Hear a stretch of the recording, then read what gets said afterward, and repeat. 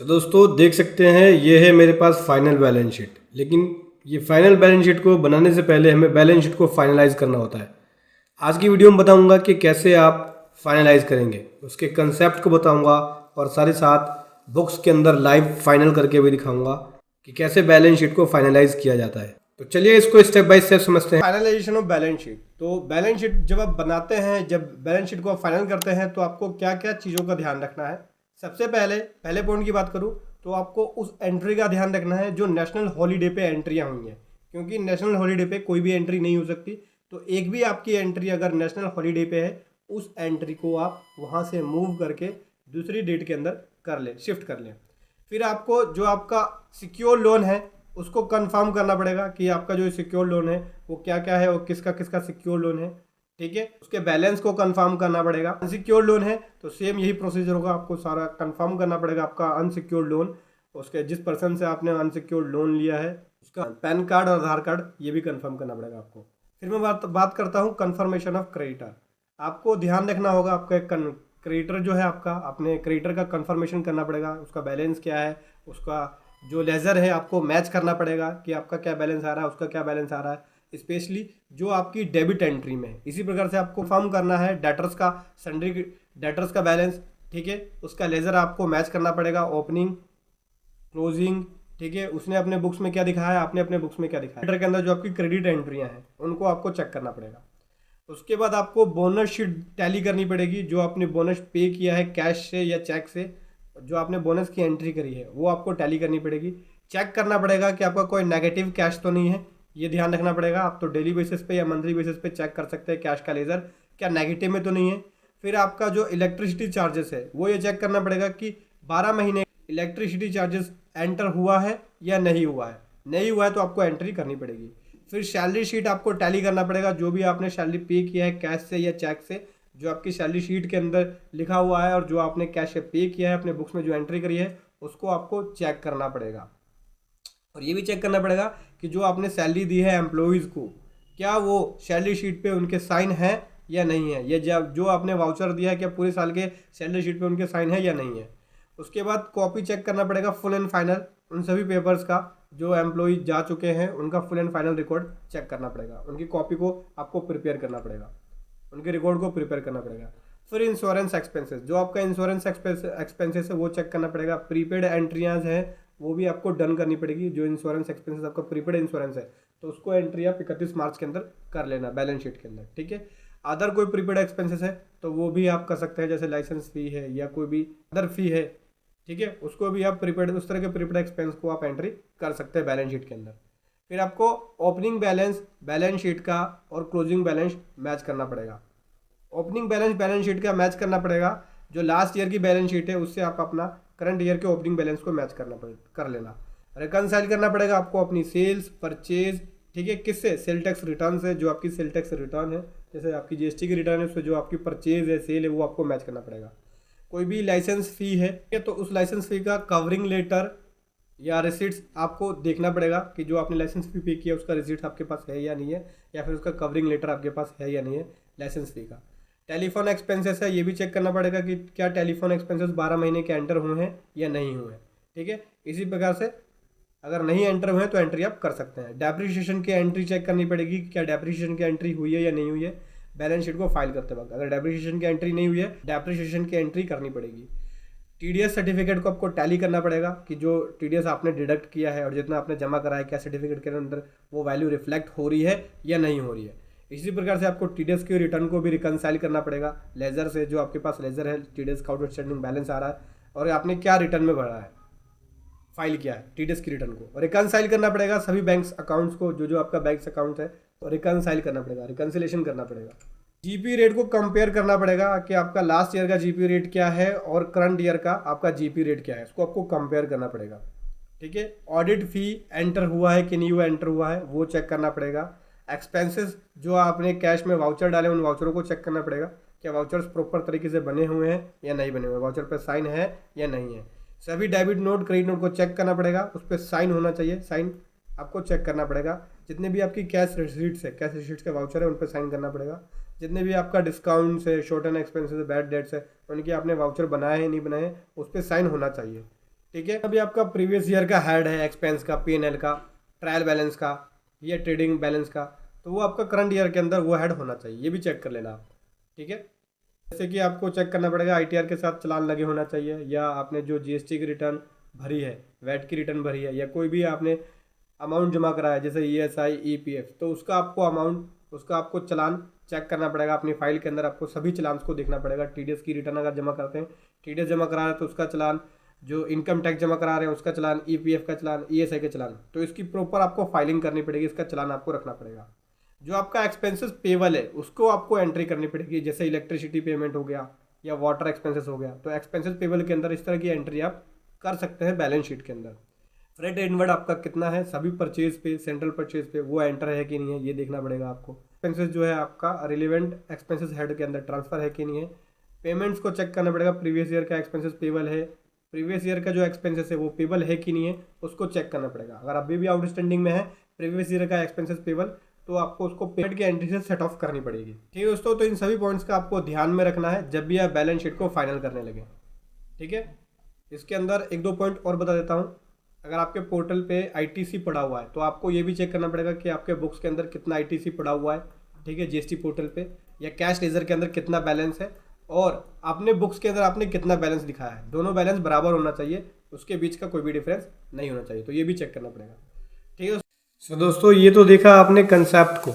अब समझते हैं कि कैसे आप बुक्स के अंदर, मतलब कि टैली में हम बैलेंस शीट का फाइनलाइजेशन करेंगे टैक्स ऑडिट के लिए। टैली प्राइम के अंदर बताने वाला हूँ कैसे आप बैलेंस शीट का फाइनलाइजेशन करेंगे। तो चलिए शुरू करते हैं दोस्तों। तो मेरे पास एक्सेल शीट के अंदर यहाँ पे चेकलिस्ट है, जहाँ पे हम इस चेकलिस्ट का यूज़ करके बैलेंस शीट को फाइनल करेंगे।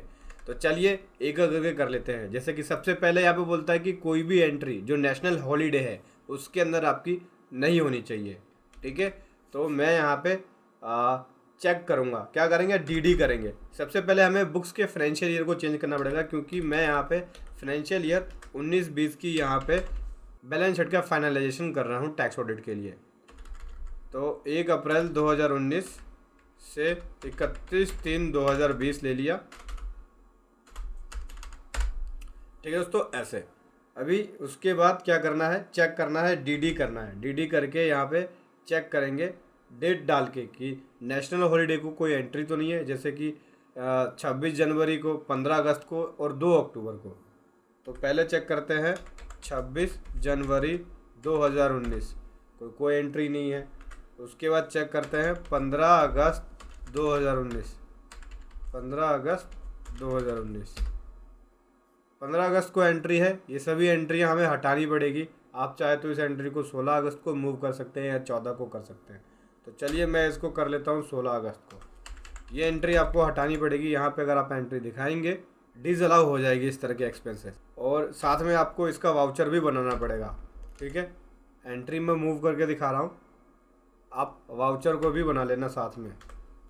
16 अगस्त को कर दिया मैंने ये मूव, इसको भी कर लेते हैं दोस्तों, 16 अगस्त को कर लेते हैं। अब अगली डेट आती है हमारी 2 अक्टूबर को, नहीं होनी चाहिए कोई एंट्री। 2 अक्टूबर को चेक कर लेते हैं। जैसे कि देख सकते हैं 2 अक्टूबर को बहुत सारी एंट्री हैं, पेमेंट्स की और जर्नल्स की। ये सभी एंट्रियां जो है हमें मूव करनी पड़ेगी। 2 अक्टूबर को एंट्री नहीं हो सकती क्योंकि इस दिन नेशनल हॉलीडेज होता है। तो आप चाहे तो इस एंट्री को मूव कर सकते हैं 3 अक्टूबर को, 4 अक्टूबर को, जैसे आपको लगता है। चलिए मूव कर लेते हैं इसको। तो 2/10 की एंट्री मेरी सारी हट गई है, दिखाता हूँ 2/10। ये देख सकते हैं, इनके वाउचर्स भी आपको बनाने पड़ेंगे। 2/10 की एंट्री को आप 3 तारीख में कर सकते हैं, 4 में कर सकते हैं। ठीक है, ये कर लिया हमने। अभी ओके कर देते हैं। अगला आपको कंफर्म करना पड़ेगा कोई सिक्योर लोन तो नहीं है। सिक्योर लोन का कंफर्मेशन रखना पड़ेगा आपके पास। ठीक है, तो चलिए इसके लिए क्या करते हैं, बैलेंस शीट पे आ जाते हैं और बैलेंस शीट पे आने के बाद चेक कर लेते हैं कोई सिक्योर लोन तो नहीं है। अगर कोई सिक्योर लोन है तो उसका कंफर्मेशन, उसके डॉक्यूमेंट जैसे पैन कार्ड, आधार कार्ड, ये सारी चीज़ें रखनी पड़ेगी। लोन ऑन लाइबिलिटी में आ जाते हैं। अनसिक्योर्ड लोन है हमारे पास और ये है हमारा अदर जो लोन है। जैसे कि मैंने यहाँ पे कंफर्मेशन रख लिया, इसका ओके है। अगला आ जाते हैं, अनसिक्योर्ड लोन का भी कंफर्मेशन रखना पड़ेगा। जैसे कि ये है अनसिक्योर्ड लोन, तो इसका भी कंफर्मेशन मैंने रख लिया है, इसको ओके कर लेता हूँ मैं। उसके बाद कंफर्मेशन है सन्ड्री क्रेडिटर का, ठीक है। जिसका डेबिट बैलेंस है स्पेशली उनका आपको रखना पड़ेगा। तो यहाँ पे देख लेते हैं, सन्ड्री क्रेडिटर पे आ जाते हैं, ये सन्ड्री क्रेडिटर, ये देख सकते हैं दोस्तों, इसका कन्फर्मेशन ले लिया। बाकी डेबिट बैलेंस वाले का भी कन्फर्मेशन ले लिया। डेबिट बैलेंस है, उसे बैलेंस शीट में हमें दिखाना पड़ेगा कि हमने एडवांस पे कर दिया। चेक करना होगा कि नेगेटिव कैश बैलेंस तो नहीं है। चलिए कैश बुक में आते हैं, DAL करके यहाँ से कैश ले लिया मैंने और ये कैश बुक में आ गया। कैश बुक में F6 करके मंथली आ गया और इसको चेंज व्यू कर लेते हैं, Ctrl+H करके डेली बेसिस पे ले लेते हैं और एक बार शुरू से सारा चेक कर लेते हैं ऊपर से 1 अप्रैल से कि कहीं कैश अपना नेगेटिव में तो नहीं है। चेक करना होगा दोस्तों। तो देख सकते हैं मेरा यहाँ पे एक भी नेगेटिव में कैश नहीं है। मार्च तक मैं दिखा देता हूँ, लगभग सब ओके है। ये देखिए, तो नेगेटिव में कैश नहीं है। इसमें अभी आपको एक और चेक करना पड़ेगा कि कैश में जो एक्सपेंसेस है, यहाँ पॉइंट में और ऐड कर देता हूँ। हमें ये चेक करना है कि जो कैश में एक्सपेंस किया है हमने वो 10,000 से ज़्यादा एक्सीड नहीं होना चाहिए पर डे और पर पर्सन। मतलब एक पर्सन को आप 10,000 से ज़्यादा का एक्सपेंस कैश पे नहीं कर सकते एक्सपेंस के रूप में एक दिन में एक पर्सन को।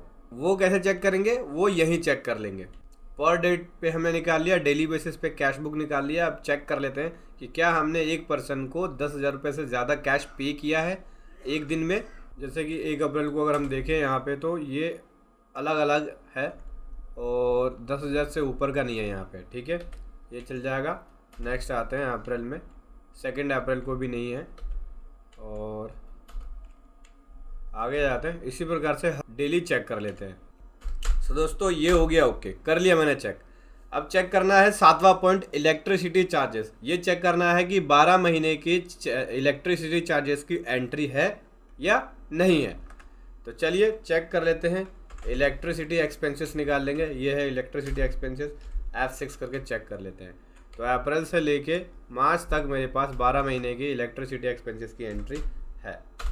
फिर ये चेक करना है कि सैलरी स्लिप, जो हमने सैलरी पे किया है, चेक या कैश है, क्या वो टैली है या नहीं है पूरे साल का। तो यहाँ पे मैं चेक कर लेता हूँ, वेजेस पेबल आता है मेरा। तो वेजेस पेबल से चेक कर लेते हैं कि क्या मैंने 12 महीने की सैलरी पे करी है, वो मैच हो रहा है कि नहीं हो रहा है। चेक कर लेते हैं, यहाँ पे देख लेता हूँ मैं दोस्तों वेजेस की, और ये है पेमेंट की एंट्री। तो मेरा जितना पेबल था उतना पे कर दिया। जैसे कि अगर आप देखेंगे 5/27 लास्ट मेरा यहाँ पे फरवरी में अपना, मार्च में पे कर दिया। अब जो मार्च का 176,929 ये हमने अगले साल अप्रैल में जाके पे किया। तो 30/4/2019 एक बार देख लेंगे। तो मार्च की सैलरी 12 महीने की एंटर हो गई और पेबल की एंट्री भी हो गई। फुल एंड फाइनल जो भी एम्प्लॉय छोड़ के गया उसका फुल एंड फाइनल है, पेपर सारे मेरे पास। ठीक है, अब इंश्योरेंस एक्सपेंसेस कोई भी है आपका, ठीक है, उसको आपको प्रीपेड के अंदर एंट्रियां करनी होगी, प्रीपेड वाली, और उसका जो कवर नोट है बैलेंस शीट के लिए वो रखना पड़ेगा। तो मैं देख लेता हूँ कोई प्रीपेड इंश्योरेंस तो मेरा कोई नहीं है ना। इंश्योरेंस चेक कर लेते हैं ज़रा। तो पिछले साल का कोई प्रीपेड इंश्योरेंस है वो भी देख लेते हैं। प्रीपेड इंश्योरेंस ही नहीं है मेरा यहाँ, इसी साल का था, इसी साल में पे कर दिया। प्रीपेड कोई भी एंट्री है जैसे लाइसेंस फ़ी, AMC एक्स्ट्रा, इस तरह के कोई भी प्रीपेड एंट्री है तो वो लिख लेंगे, वो भी नहीं है मेरा यहाँ पे। उसके बाद ओपनिंग बैलेंस जो लास्ट ईयर की बैलेंस शीट है उससे मैच करना होगा आपको। वैसे मेरा यहाँ पे लास्ट ईयर की बैलेंस शीट से मैंने चेक कर लिया, मैच है, कोई भी डिफरेंस नहीं है। ठीक है, इसे भी ओके कर लेंगे। अगला आ जाते हैं, रिकनसाइल करना होगा सेल और परचेज अपनी सेल रिटर्न से। तो ये भी कर लिया है मैंने, GST की सारी रिटर्नों को रिकनसाइल कर लिया है। कोई भी लाइसेंस फ़ी है या रिसीट से तो उसका कवरिंग लेटर आपको रखना पड़ेगा। ठीक है, कोई भी लाइसेंस फ़ी पे किया है, ठीक है, तो उसका आपको कवरिंग लेटर रखना पड़ेगा। जैसे कि ISI फ़ी है, पे किया हमने तो इसका हमारे पास बिल भी है, तो इसका कवरिंग लेटर भी है हमारे पास। टेलीफोन एक्सपेंसेस चेक करना पड़ेगा कि क्या टेलीफोन एक्सपेंसेस 12 महीने के टेलीफोन एक्सपेंसेस एंटर हैं कि नहीं है, वो चेक कर लेते हैं।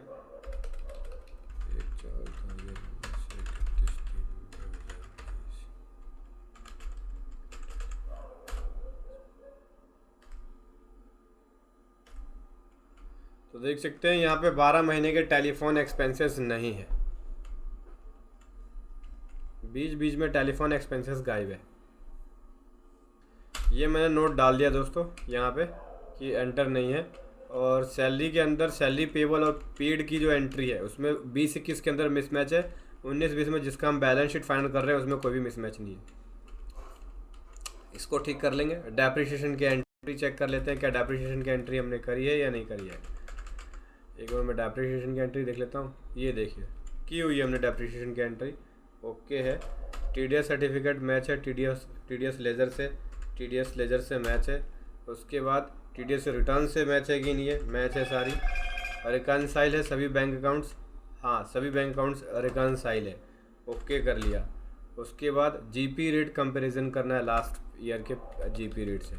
तो क्या करेंगे, यहाँ पे आ जाता है पीएनएल के अंदर और प्रॉफिट एंड लॉस अकाउंट में जीपी रेट एक बार चेक कर लेते हैं। ये मैं आ गया, कॉलम लेंगे पहले, ऑल्ट सी करके यहाँ से मैं कॉलम लेता हूँ। 1/4/2018 से लेना पड़ेगा और 31/3/2020 तक का लेंगे। 19-20 का इधर आ गया और ये 18-20 का आ रहा है। चलिए एक बार इसे अल्टर कर लेते हैं, ऑल्ट टेक करते हैं और हमें चाहिए होगा 31/3/2019 का, क्योंकि 18-19 का चाहिए। 19-20 का तो ये रहा, 19-20 का ये, 18-19 का ये रहा। ठीक है, इसका अगर परसेंटेज चाहिए तो शो परसेंटेज पे यस कर देंगे। तो यहाँ से आपको जीपी रेट का जो ग्रोस प्रॉफिट है इसका रेट, ग्रोस प्रॉफिट ये रहा, ये देख सकते हैं। पहले 5.19 था, अब ये है 11.86। ठीक है, ग्रोथ हुई है पहले से। ओके हो गया जीपी रेट। ऑडिट फ़ी चेक कर लेते हैं कि ऑडिट फ़ी की एंट्री हुई है कि नहीं हुई है, चेक कर लेते हैं। ऑडिट फ़ी की एंट्री है दोस्तों 19-20 की, ओके कर देते हैं। फिर चेक करना पड़ेगा कैश एक्सपेंस वाउचर्स, वो सारे चेक कर लिए हमने, 10,000 से ऊपर की एंट्री है कि नहीं है। डेबिट नोट क्रेडिट नोट को चेक करना होगा साइन है कि नहीं है, सभी डॉक्यूमेंट साइन है। कैश रिसीट्स को चेक करना पड़ेगा साइन है कि नहीं है, सभी साइन है। चेक करना पड़ेगा जो कस्टमर को डिस्काउंट दिया या शॉर्ट एंड एक्सेस है, बैड डेट्स है, ये साइन है कि नहीं है, ये भी सब साइन है हमारे। ये चेक करना पड़ेगा कि जो रिलेवेंट जो लेज़र है प्रीवियस ईयर के बैलेंस शीट में जो हेड थे, क्या वो आपने इस साल के profit and loss account and balance sheet के अंदर वो हेड रखा है कि नहीं रखा। चलिए चेक कर लेते हैं। इसके लिए क्या करना होगा, सिंपल है, पीएनएल पे आ जाते हैं और पीएनएल पे आने के बाद ऑल्ट सी करके कॉलम ले लेते हैं। यहाँ लूँगा मैं 1/4/2018 से 31/3/2019। ठीक है, और यहाँ से देख लेते हैं ज़रा, ये सेल्स वाले हो गए, ये फ्रैट इनवर्ड और आउटवर्ड जो वर्क वाली हो गई। देख सकते हैं कि पिछले साल ये नहीं था, फ्रेट आउटवर्ड और जो वर्क नहीं था। नीचे आ जाता है डायरेक्ट एक्सपेंसेस में, जैसे कि ये सब था, पिछले साल ये नहीं था। Factory and godown maintenance expenses. उसके बाद यहाँ से और कौन सी एंट्री नहीं थी, लेबर चार्जेस नहीं था। और इसके बाद डायरेक्ट एक्सपेंसेस है, तो डायरेक्ट एक्सपेंसेस में क्या क्या नहीं था, जैसे कि ये नहीं था इंटरेस्ट ऑन लोन, और जैसे कि housekeeping expenses, gunman service, general expense और फ़ी, डोनेशन डिसअलाउ हो जाता है, इसलिए आपको डोनेशन को क्या रखना पड़ेगा, जनरल एक्सपेंस में रखना पड़ेगा। डोनेशन नहीं तो डिसअलाउ हो जाएगा दोस्तों। ठीक है, डोनेशन को आप दिखा नहीं सकते यहाँ पे। उसके बाद यहाँ से एडिशनल डिमांड जीएसटी नहीं है कुछ, ये भी नहीं है। उसके बाद यहाँ देख सकते हैं दिवालिया एक्सपेंसेस विद जीएसटी है, फ़ी है। फिर उसके बाद गवर्नमेंट सर्विस है, फिर उसके बाद इंटरेस्ट ऑन लोन है, अदर जो वर्क चार्जेस है 12%। यहाँ से तो बहुत सारी ऐसी एंट्रियाँ हैं जो पिछले साल थी, इस साल नहीं है। ये ओके हो गया। नीचे आ जाते हैं, गवर्नमेंट के सारी चलान, आईटीआर, वैट, ईएसआई, ईपीएफ के चलान हैं कि नहीं है, सभी हैं मेरे पास, सभी की एंट्री है। आपको दिखा भी देता हूँ। ईएसआई पेबल में आ जाएंगे, ईएसआई पेबल F6 कर लेंगे, ये देख सकते हैं सारी एंट्री है। हालांकि पेमेंट लेट हुआ है, धीरे धीरे अगले साल जाके हुआ है, तो उसकी एंट्री आपको अगले साल मिलेगी। अगर आप यहाँ देखेंगे 30/9, एक पेमेंट फरवरी की है 85 से 37 की, ये दोस्तों ईएसआई फरवरी 2020 की है। इसमें डेट चेंज करनी होगी 31/3/2021। 14,152 की पेमेंट जो है वो ये रही, सितंबर की है।